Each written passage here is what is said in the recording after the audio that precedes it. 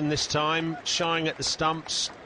Well, there's just a little bit of panic here, isn't there? There's no need for it. Just keep England's bowlers at bay. Lovely field in there.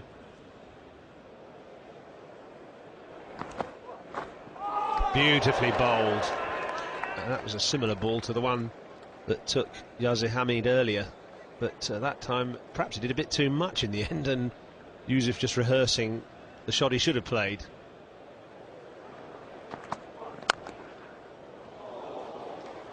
He's not timed it perfectly, but it's going to get 4. Yousaf just playing patiently, just waiting for that scoring opportunity.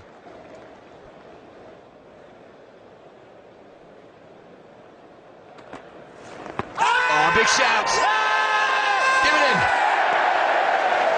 Give it in. Will he review this? He'll go down to Mohammad Yousaf and ask, has that turned enough? I'm sure it's hit it in line. Has it gone on with the arm and missing off stump? Has it spun back enough to be hitting the sticks? Amazing that Swan might have done it again. It's his first ball back into the attack. Quite extraordinary. They're going to review it, and I wonder if that's because they realise that keeping England at bay till lunch is such a huge psychological blow. It pitches in line between wicket and wicket. Does it hit him in line between wicket and wicket? Well, it looks like it.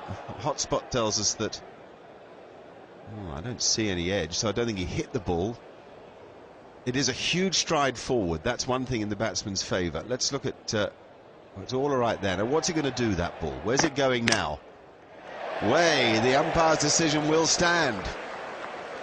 Pakistan will lose a review. That's going to go against Wahab. Swan has done it again, 26 times. Out. Wahab has to go. 75 balls faced, on top of an excellent bowling performance. He defies England with the bat. It's 110 for 4.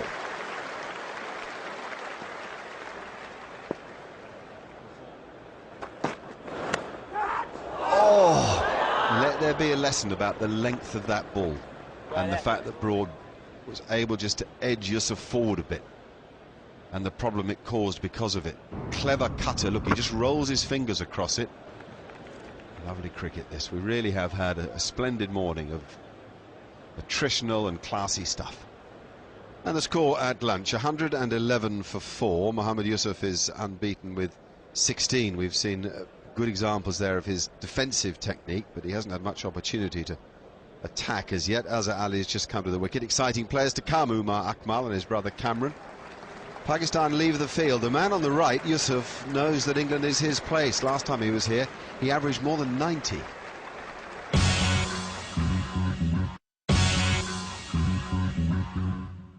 Welcome back to the Oval, where that cloud cover is a little lower, a little more evident, a little more threatening, and possibly, therefore, a little more helpful to England's seamers. Pakistan are 111 for 4. That's 122 behind England. Mohammad Yousaf is at the wicket with Azhar Ali.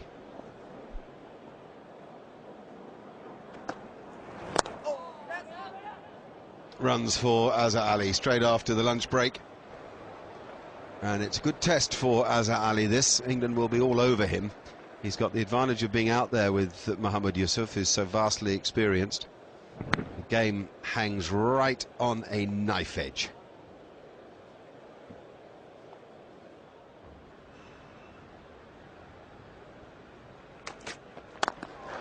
That's a good stroke.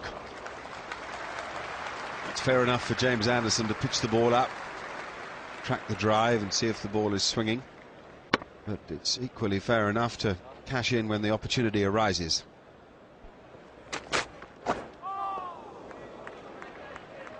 That's what Anderson's looking for, and that's why he wants to try to bring Azhar Ali forward.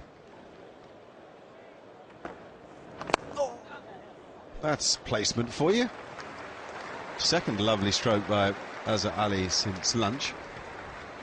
And it's exciting for Pakistan that he's playing with such conviction. Oh! Well bowled, Graham Swan. Plenty of bounce and hurry off the pitch. Not often that Mohammad Yousaf is caught completely unawares.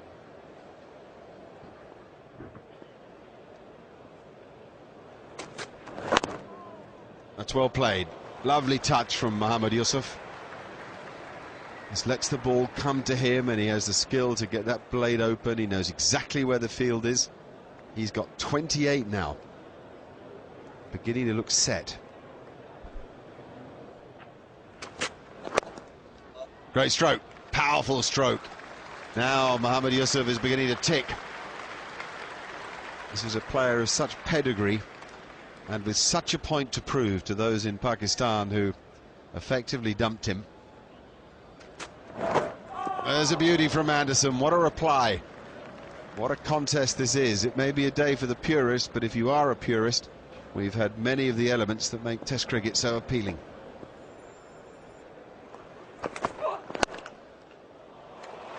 That's class. It really is a good shot.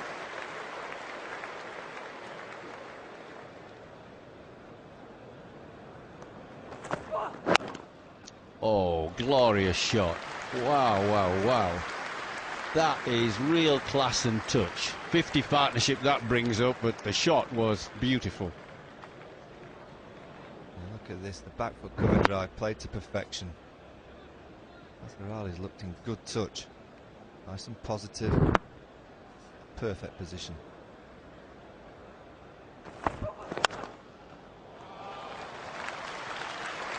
Pierce the gap. Yeah, he's working hard. It's a class act man who's not in the best of form, but he's making the best of all his experience, talent, knowledge.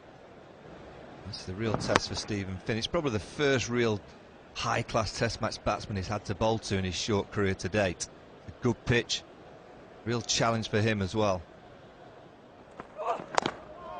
Oh, that's a clever shot. Cleverly played. Watch that again. You see that in replay, how he waits for the ball and just opens the face. Deliberately played. This is just a terrific tuck shot. That plays it so late. This is really good batting.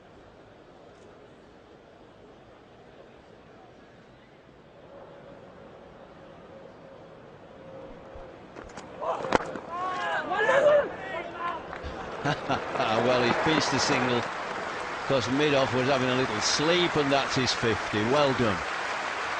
95 balls. What a performance from a man who's played so little cricket. Got to take your hat off to him. 33 Test match 50s from Mohammad Yousaf then, to go with his 24 Test hundreds. Amazing stats, and we've all been eulogising about him in the commentary box. So, what are the ingredients that go together to make such a superb Test batsman?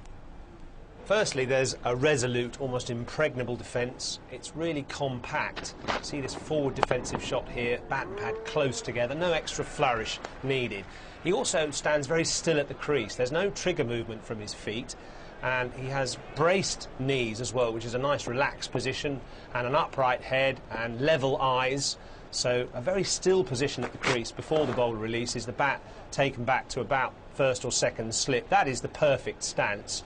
And he follows that up with the perfect defensive shot here, with the bat exactly perpendicular to the ground, maker's name towards the bowler, head right behind the line, and ideally side on.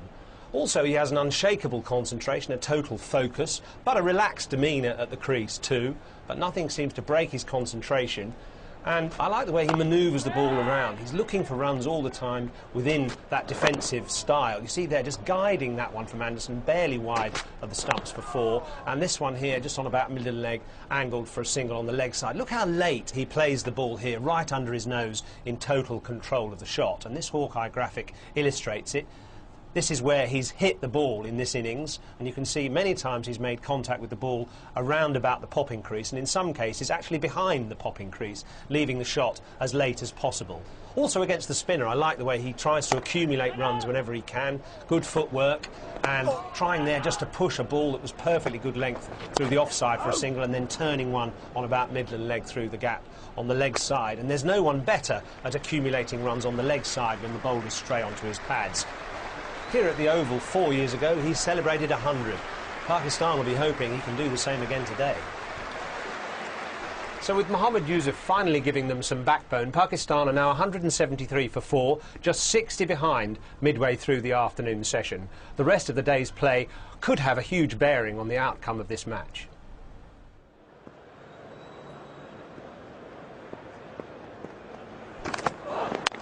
Oh, lovely touch.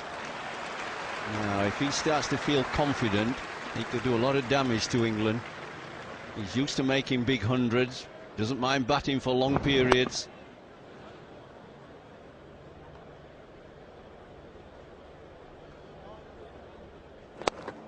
Bowled, that's out. Quality bowling from Graham Swan. That's his 100th wicket in